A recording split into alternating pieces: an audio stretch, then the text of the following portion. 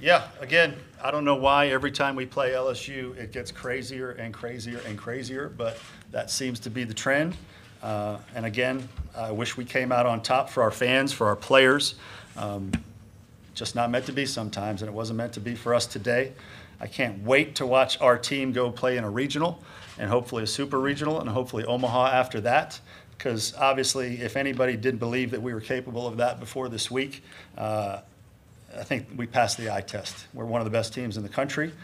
We're not perfect. We had some self-inflicted errors in both LSU games that have to be shored up, but they will be. And as I said, I can't wait to watch this team play a regional. Questions first for Parker, please, if you'd raise your hand. In the back left. Parker is a veteran kind of representing the infield. It was a tough day out there for you guys in general defensively and really a tournament. How do y'all go about tightening up defensively over the course of the week? Yeah, we just get back to work. I got a ton of confidence in everybody out there. Those are my brothers, and I know they're going to do a better job, and I know we're going to work at it and keep getting better. Next one for Parker, please. In the front row, on the right. Parker, Steve Robertson with Gene's Page 247 Sports. You played 35-plus games against these guys all year in this conference, and some are ball together, but now everybody's going to a regional. There's a fraternity that we're not a part of, but you guys are. What's it like now when you see your competitors go play in a regional? Is there an esprit de corps where you guys kind of cheer for each other and cheer for the SEC? I mean, I think we're just focused on us and growing as a team. I think we're just focused on getting better and how we can improve and how we can win our next game. All right, second row center. Jordan K with the State. Parker, you were at the plate during that crazy play at the 10th. Can you take us through your vantage point and, you know, the kind of craziness of that 20 minutes? Yeah, to be honest, I was just up there trying to put a ball in play and score a run. I saw Blake barreling down the line, third base. Wasn't really sure what was going on. I kind of just try to let the umpires officiate the game because I know they're really good at their jobs. So I'm just trying to compete the best I can. All right, second row center as well. Parker, Koki Riley with The Advocate. Have you ever seen anything quite that, I guess, confusing, nuts? Like how do you sort of try to deal with that as a player? Yeah, I've played 5 years college baseball and I haven't really seen anything to that scale. But I mean, it worked out in our favor, and we were just focused on getting back on the field and stopping them from scoring. Front row on the left. Cole, GamecockScoop.com. Parker, you played 5 games here this week. Do you have kind of a big picture or an overarching takeaway for this team coming out of it, going into a regional next weekend? Yeah, this team's tough. We really enjoy playing with each other. We got a lot of love for each other, and we got a lot of heart too. And I know these guys are going to fight until the very last out of the season, and I'm very proud of how this team's came together and how we've played this past week. And I think it's going to give us a lot of confidence going to the regional. Any more for Parker? If not, congratulations on your play this week, and thanks for your time. Thank you. Thanks, Parker. All right. If there are questions for Coach, please raise your hand. In the back left.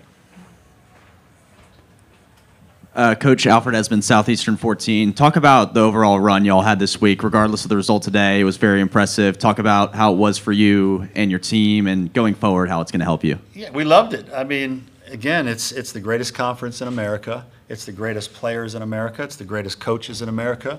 I'll say it's the greatest umpires in America. It's the best of everything. It's the best. Like this stadium and what this town does for this week is incredible. I haven't had anything that reminds me of the Omaha experiences that I've had, anything more than what is put on this week. It's everything that everybody that's in baseball wants to be a part of, and it's tremendous. And it was tremendous for me to watch our team. It's hard to think that you can have significant growth on a team this late in the season, but we did. We did, because there were so many different challenging situations that our kids will be able to learn from. We were able to put so many young guys in situations through thick and thin, through good and bad. They're going to be better because of it. And it's the biggest stage they'll play on until they get to the big leagues. This is a very similar feel to Omaha, especially when you're the team playing LSU like that. That was hostile territory out there, and our kids will learn from it. And our kids aren't perfect. Nobody's team is perfect. These are 18 to 22, 23-year-olds. They're going to make mistakes. It's our job to help get them through it, learn the lesson, and be better because of it. So it's a tremendous week. Hard to think that it can get better until you get to Omaha. In the front row. Hey, Mark. Jack Ultra, GamecockCentral.com. Errors seem to really be a lingering issue this entire week, and obviously today. Kind of a two-part question. What do you do this late in the season to kind of, I guess, work through that? And is that something you just kind of play through at this point? You know, we fielded 979 in 30 conference games this year. It was not a problem all year. You know, why it was a problem this week on this field, I don't know. We got to dig into it. Got to talk to our players, communicate a little bit, ask them as we get to a regional, is there anything we can do to help get you more ready? I don't think there is because you know, our guys prepare very well. Our guys are good. We feel a 979. That's pretty damn good all year. And for whatever reason, that type of defense didn't show up this week. And we'll do everything we can to get it better. Second row center. Coach, when did you guys first notice that something might have been awry with the way Griffin threw the ball to home plate? You know, it was crazy play, obviously. And I do want to say on the record, that was a very difficult situation for Derek Malika and that crew. And I think they did everything they could to try to get the call right. I think they did get the call right. And look, that's not a comfortable situation for umpires to be in. Nobody wants that. I know they don't want to be at the center of attention, but it was a crazy play. There was a very similar play recently that was, you know, kind of this almost not, maybe if not the identical play, very, very similar. I think we drew on watching that on television and having seen it already. And we just thought, hey, let's bring this up. Let's see what happens and see if we can get the interpretation in our favor. Second row on the right. Coach, I want to ask you about the depth of this league. You kind of mentioned it earlier, but we got 5 teams that are probably going to be hosts, national hosts, and we got 6 in Mississippi State on the verge. Coach, can you talk about the depth of this league? Well, depth. I mean, our depth has depth. Let me put it that way. You're watching pitchers today that have thrown very few innings, and you'll probably see the same thing tomorrow. You're watching pitchers that have thrown very few innings all year for these SEC teams that are 96, 97 miles an hour. You're like, wow, how is this guy not pitching? It's just because of the depth in this league. It's incredible. It really is, and it's not going anywhere. It's only going to get better and better. So all the clubs that invest and really do everything they can to try to make sure their programs are in a great place for growth, those are going to be the teams that continue to develop and keep up pace. I mean, that's what this thing's all about. So it's an incredible league. It really is. Like I said, players, coaches, umpires, fans. I mean, it's the best of the best. Front row left. Same question as for Parker. Do you have one or maybe 2 takeaways or some of the overall 5 games you played here before you get a week off for the NCAA tournament? Takeaways, couldn't be prouder of my guys. Couldn't be prouder of how they handle. I struggle to use the word adversity. Adversity is not, you don't get adversity on a baseball field unless you get injured. Adversity is health problems. Adversity is those types of things. We had failure to deal with this week, but every team has. And I'm just so proud of our guys that they are trying to make sure that they learn from the failures, that they handle them properly, and they're better because of them. But my takeaway is that I'm glad the country got to see what we're all about, what we're capable of, the good and the bad. You know, we're not a perfect team. We have some warts that we need to try to cover up at times, but we know how to win, and we can beat anybody. I mean, we've shown that. We can beat anybody. So back to the question about the league, too, I'll just go ahead and say, in my opinion, every team in our league that gets to the regionals will have a chance to go to Omaha. I don't think there's any question about that. So it's going to be a matter of who gets good draws, who's in a spot where they're playing hot against teams that maybe are not quite as hot. But every team in our league that gets to a regional will have a chance to go to Omaha. All right, 4th row on the right side. Thank you. Phil Korn, Blue Sports Talk Media Network. I got 3 short ones for you. 3, no. 2 is your limit, Phil. 2 is absolutely your limit. You got unless you borrow one from somebody else, which I don't think anybody will be willing. I know John's not willing to do that. Was Jackson stealing on his own? I'm not going to give you the secrets of that play because we might want to pull it out in the future. So I'm just going to leave it at that. Sorry. And when you approached the umpires, were you approaching about the interference or the ball, or a combination of both? You know, you just, when you go out there, you know, I talked to Derek, and again, I think Derek handled that situation of chaos about as good as you could possibly handle it. It took longer than we all wanted, but I think their goal was to try to get it right. When you go out there for a situation like that, you know there's a million different things that might lead to something that goes in your favor.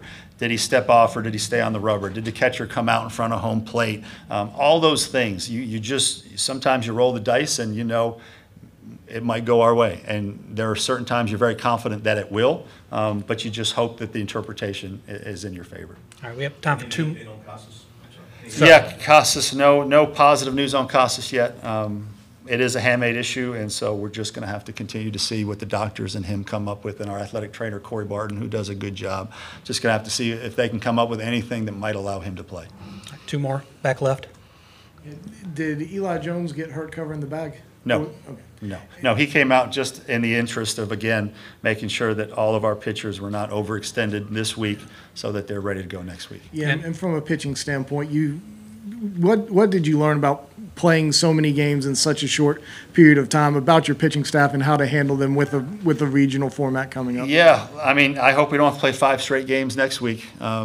But we had a lot of kids step up. Sam Simpson pitched for the first time in a long time today, and I thought he handled himself well. Eli got us out of a big jam.